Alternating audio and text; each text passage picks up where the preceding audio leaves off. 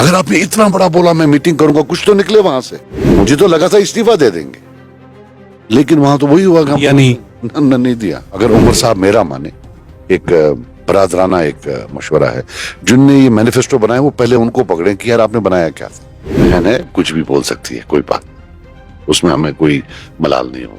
सकीना जी ने रिजर्वेशन के ऊपर बात हुई, उन्होंने कहा कि जो अपोजिशन लीडर है वो खाली अपनी सियासत चमकाना चाहते हैं, नेशनल कॉन्फ्रेंस को वो करने दे। नेशनल कॉन्फ्रेंस क्या करना चाहती है, इसके लिए 6 महीने हमने टाइम मांगा है।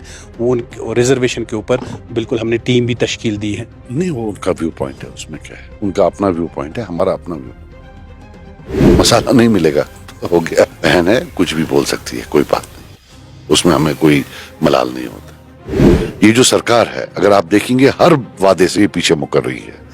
इलेक्शन से पहले था सबको बिजली देंगे, अब एएवाई को देंगे। जब अब एएवाई को देंगे, पहले मीटर लगाएंगे, मीटर के बाद फिर सेंट्रली स्पॉन्सर्ड स्कीम एक है, उसको जो है छत पर लगाने का है। क्या जरूरत थी मीटिंग करने की, जब आपको वहां इतना ही बोलना था कि हम पुरानी तनख्वाह पर काम करेंगे।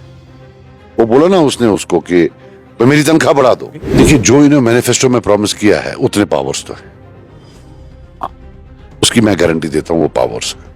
ये है, ये जो स्टेट का मामला है, ये जो पावर्स का मामला है, ये कश्मीर वर्सेस दिल्ली है, जेएंडके वर्सेस दिल्ली का मामला है।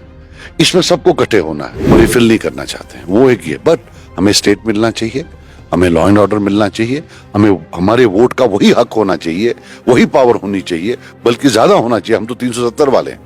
मेरे साथ है पीपल्स कॉन्फ्रेंस के प्रेसिडेंट सजाद गनी लोन। और शुक्रिया सर अपना वक्त देने के लिए। रिजर्वेशन को लेके काफ़ी बवाल उठा, रिजर्वेशन को लेके काफ़ी सवालात भी उठे। नेशनल कॉन्फ्रेंस कह रही है 6 महीने का हमें टाइम दीजिए, 6 महीने हमने टीम इसके लिए तश्कील दी है। सजाद साहब कैसे देखते हैं? हमने सीधे बोला कि अगर आप इतने सीरियस हैं, ये तो लिप सर्विस है, लेकिन जब आप कानून में, जब आप कोर्ट में एफिडेविट पेश करते हैं, उसमें आप इस कमेटी का जिक्र ही नहीं करते हैं। उसमें आप सीधे स्टांस लेते हैं एंटी रिजर्वेशन, इसको फ्रिवलस बताते हैं। तो हमने सिर्फ ये पॉइंट आउट किया, ये गुनाह तो नहीं है पॉइंट आउट करना। और ये जो बवाल इसलिए मच गया क्योंकि ये लोगों से जुड़ा हुआ मसला है, यूथ थ्रेटन फील कर रही है। तो ये 6 महीना हो, 10 महीना हो, 12 महीना हो, जो हमें वो बोल रहे हैं वो अदालत को भी बोले। अदालत से क्यों छुपा रहे हैं?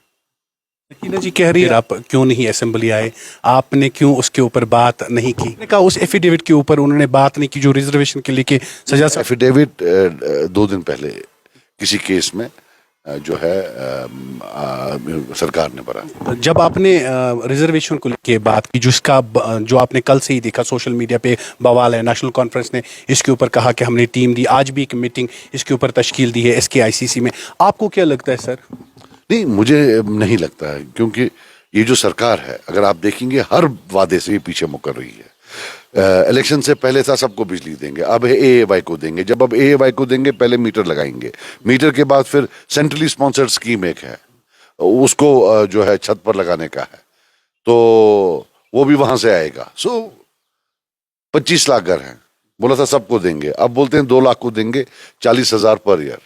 ये इसको लगते हैं 60,000, फिर 25 लाख को कितने 60 साल लगते हैं। जो मतलब ऐसी इनके हर एक जो है। तो कल भी एक हमने देखा MLAs की मीटिंग हुई, उसमें कहा कि काफ़ी पार्टियों ने ये कहा अपोजिशन को क्यों नहीं बुलाया। इन्होंने कहा हमने अपने अलायंस पार्टनर को बुलाया, जिसमें उमर अब्दुल्ला थे, डॉक्टर फारूक अब्दुल्ला थे। जो MLAs की मीटिंग वहाँ पे हुई, उससे पहले हमने देखा 48 मुलाजमीन की ट्रांसफ़र, जो लेफ्टिनेंट गवर्नर का भी एक बयान आया, जो मेरा डोमेन है मैंने वही किया। देखिए, मैं आपको बात बताऊं, जहां तक इस मुद्दे में हमारा पक्ष जो है वो असेंबली के साथ है, और असेंबली में जो हेड करते हैं, जो उसके लीडर ऑफ द हाउस हैं, वो उमर अब्दुल्ला साहब, वहां हम इनको सपोर्ट करते हैं।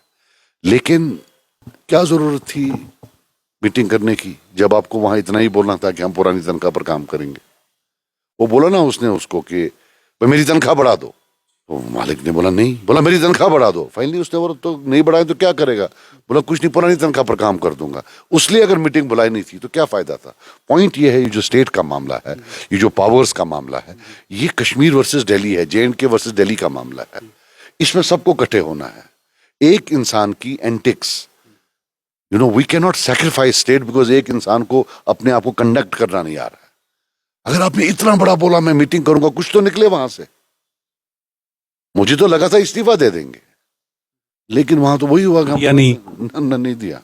तो जो यूटी में उमर अब्दुल्ला पहली बार चीफ मिनिस्टर बने, आपको क्या लगता है इस जब बार बार कहते हैं कि पावर्स उतने नहीं हैं क्योंकि दो डबल इंजन सरकार है, एक तरफ से एलजी मनोज सिन्हा जी है, दूसरी तरफ से उमर अब्दुल्ला साहब है, तो आपको क्या लगता है कि इस सरकार के पास उतने पावर्स है जो इन्होंने मैनिफेस्टो में प्रोमिसेस लोगों के साथ किए हैं वो फुलफिल होंगे? देखिए, जो इन्होंने मैनिफेस्टो में प्रॉमिस किया है उतने पावर्स तो है, हाँ, उसकी मैं गारंटी देता हूँ, वो पावर्स है, उसमें इनको कोई प्रॉब्लम नहीं, वो रिफिल नहीं करना चाहते हैं, वो एक ही है। बट हमें स्टेट मिलना चाहिए, हमें लॉ एंड ऑर्डर मिलना चाहिए, हमें हमारे वोट का वही हक होना चाहिए, वही पावर होनी चाहिए, बल्कि ज्यादा होना चाहिए। हम तो 370 वाले हैं, जो नेबरिंग हिमाचल में है, पंजाब में है, गुजरात में है।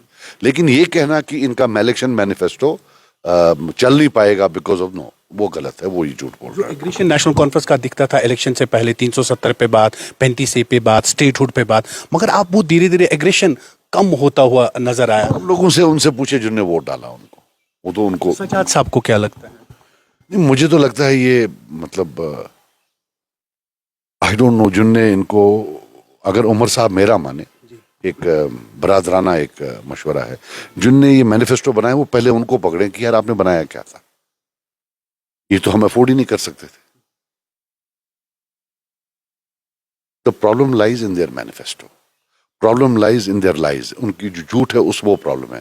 They are fighting their own rhetoric, ये अपने रेट्रिक में बंद हो गए हैं, ये अपने झूठ में बंद हो गए हैं।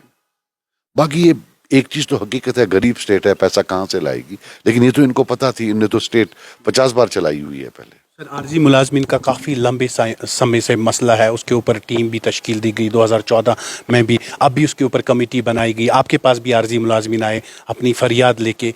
आपको लगता है कि उनके साथ वादे पूरे नहीं होते, अब टाइम है? देखिए, सरकार चाहे तो पुरानी किसी भी डेड कमेटी को रिवाइव कर सकती है, इसमें नई कमेटी की बात नहीं है। ये मुझे लगता है ये टाइम वेस्टिंग टैक्टिक्स है सीधा। वक्फ की बिल, वक्फ एमेंडमेंट बिल जो पेश की गई, उस बिल को सजाद साहब कैसे देखते हैं? नहीं, I think it's against Muslims, ये हमें डिसएम्पावर कर रहे हैं, हमारे फेथ का मामला है। एक मजहब है इस्लाम जिसको इन्हें सिंगल आउट किया है, बाकी सब अपने अफेयर्स खुद चला रहे हैं।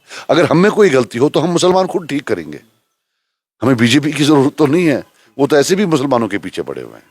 सकीना जी ने सवाल किया कल जब रिजर्वेशन के ऊपर बात हुई, उन्होंने कहा कि जो अपोजिशन लीडर है वो खाली अपनी सियासत चमकाना चाहते हैं, नेशनल कॉन्फ्रेंस को वो करने दे, नेशनल कॉन्फ्रेंस क्या करना चाहती है, इसके लिए 6 महीने हमने टाइम मांगा है, वो रिजर्वेशन के ऊपर बिल्कुल हमने टीम भी तश्कील दी है। नहीं, वो उनका व्यू पॉइंट है, उसमें क्या है, उनका अपना व्यू पॉइंट है, हमारा अपना व्यू पॉइंट होता है। मसाला नहीं मिलेगा, हो गया।